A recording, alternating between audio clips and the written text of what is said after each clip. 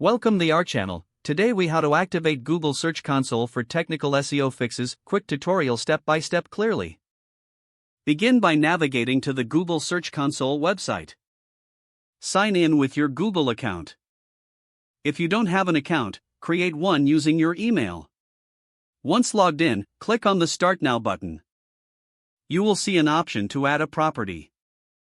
Choose whether you want to add a domain or a URL prefix. For a domain property, enter your domain name without www or http. For a URL prefix, enter the full URL of your website, including http or https. Click the Continue button.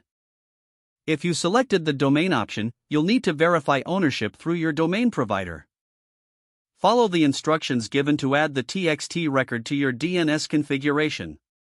For URL prefix verification, you can choose from several methods, such as uploading an HTML file or adding a meta tag. Select your preferred verification method and follow the on-screen instructions. After verification, you'll see a confirmation message. Click on the Go to Property button to access your dashboard. Explore the various features available for technical SEO analysis. Use the coverage report to identify indexing issues. Check the Mobile Usability Report for mobile optimization insights. Review the Performance Report to analyze search traffic data. Utilize the URL Inspection tool to check specific URLs on your site. Make necessary technical SEO fixes based on the insights gathered from these reports. Regularly check back to monitor changes and improvements over time. Familiarize yourself with the various tools and resources available within Google Search Console. This will help you continually optimize your site for better search performance.